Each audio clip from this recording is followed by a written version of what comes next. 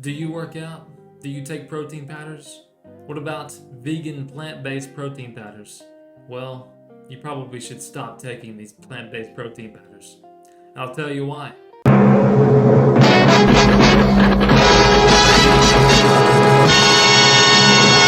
Consumer Reports just came out with their latest report on lead in protein. Let's go over which ones are the worst and which ones are the best. This report, which is not shocking, it showed that nearly all of the plant proteins that they tested, which is mainly all the plant proteins are mainly pea protein, all tested extremely high for lead.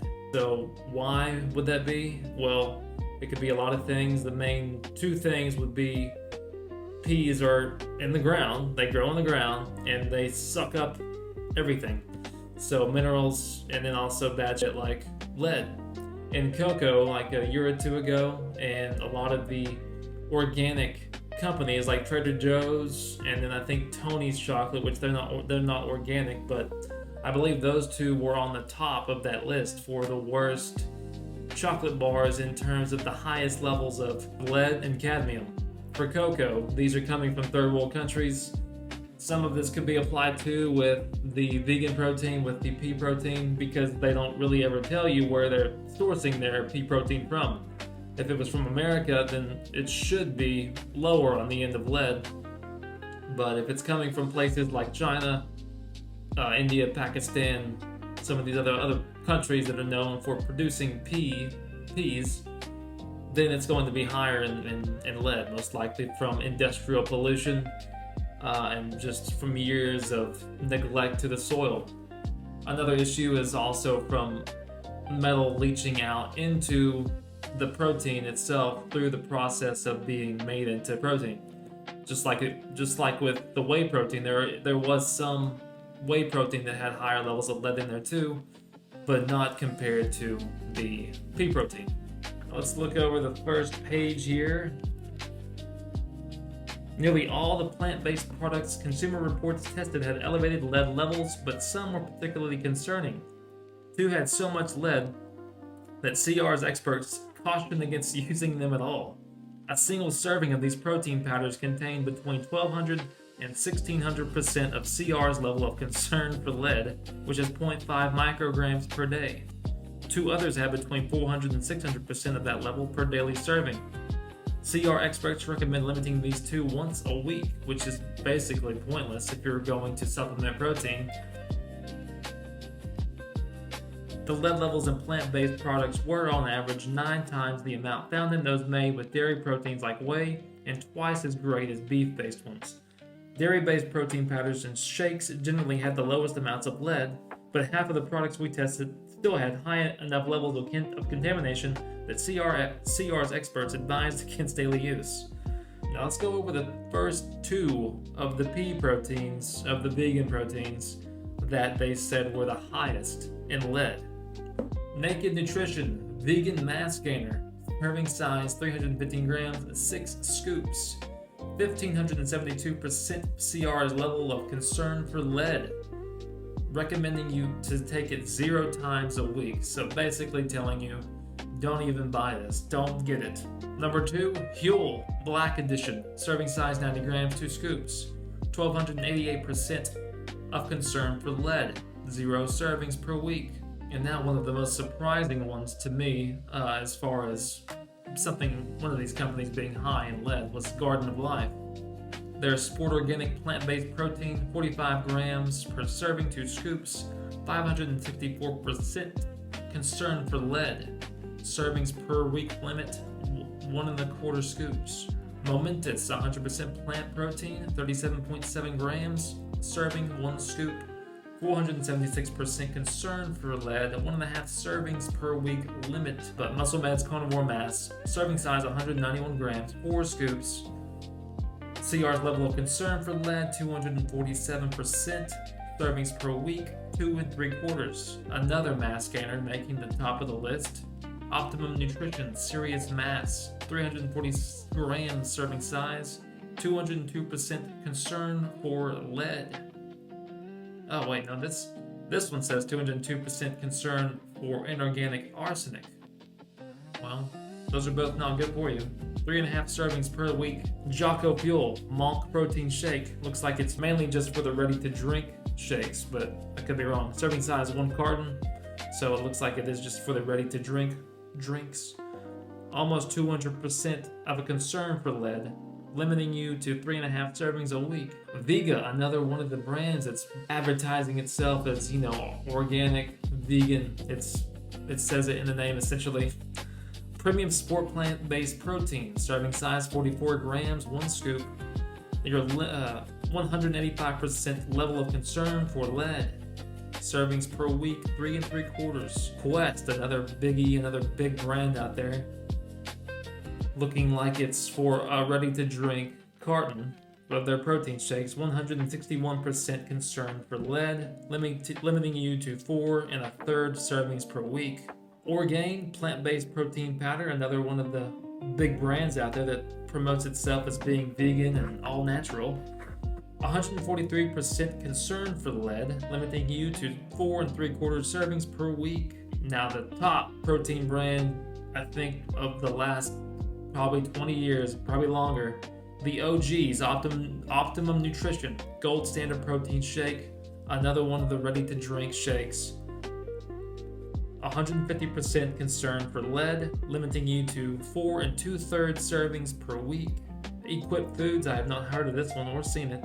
Prime Protein, serving size 25.7 grams, 144% concern for lead, servings per week, 4 3/4. Plant Fusion, another one of these companies that's showing you that they are plant-based, that they're vegan, whatever.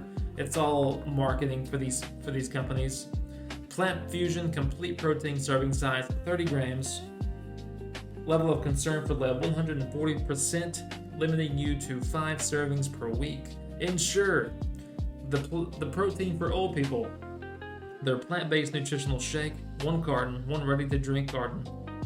Level of concern for lead 132%, limiting you to 5 1/3 servings per week. Muscle Milk, another one of the OGs for people that have taken protein for a long time. This is one of my first ones, not the ready-to-drink one, but just the powder. It's delicious, and I guess it's got lead in there. But Muscle Milk Pro Advanced Nutrition Protein Shake, ready-to-drink carton. Level of concern for lead 128%, limiting you to 5 1/2 servings a week. Another one of my favorite brands for just random stuff. They have like a bunch of different things. Costs.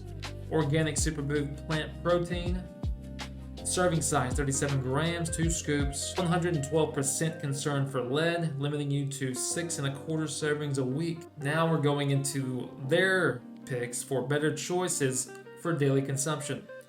Owen Pro Elite High Protein Shake, serving size 1 carton, 1 ready-to-drink carton.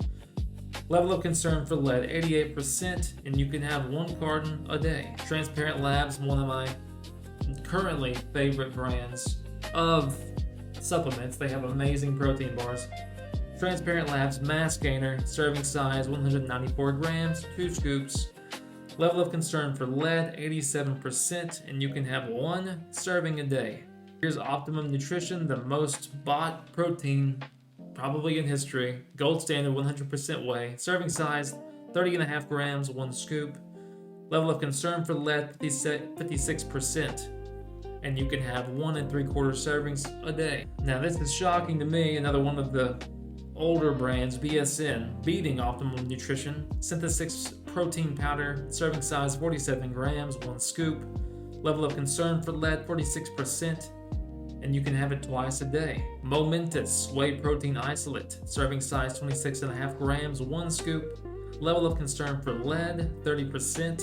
Servings a day, 3 1/3. A Mass Gainer has made it to the top of the list for what you can take per day, which is kind of rare. Dymatize Super Mass Gainer, serving size 333 grams, 2.5 scoops. Level of concern for lead 25%.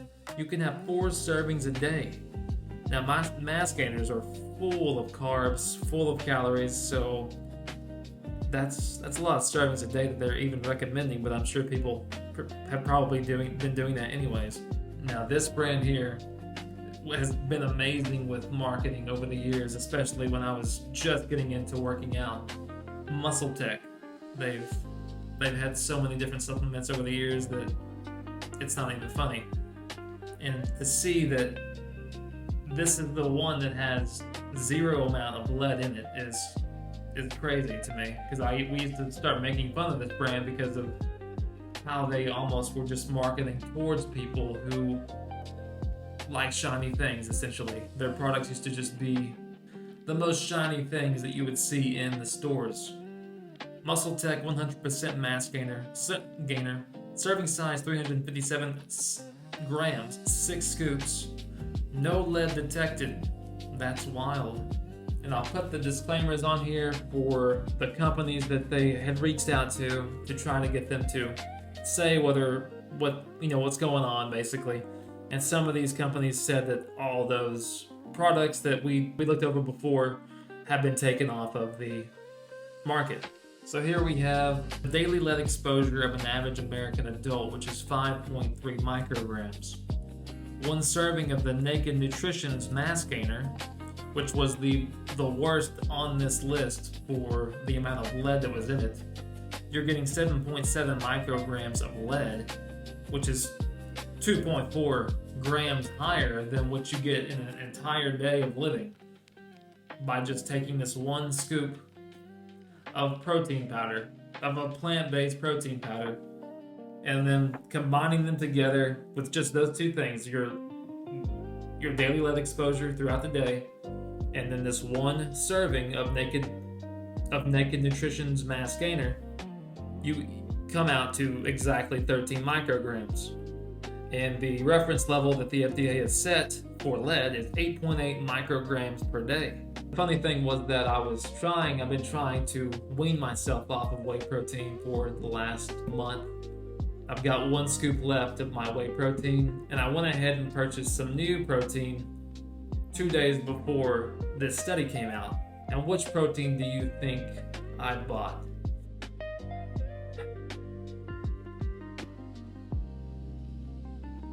I have 140 servings worth of pea protein now.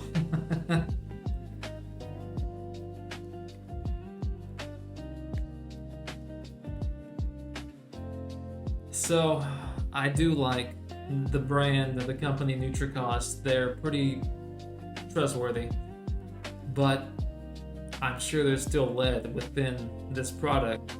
But hopefully it's not as high as some of these other plant-based proteins were. And it's starting to seem like it might be time to just start trying to get as much of your protein throughout the day from natural, whole food sources rather than processed down powders that are always going to contain some amounts of lead, something in there that you don't want in it. Stay healthy and on top of your body. Pay attention to stuff like this. And be safe out there.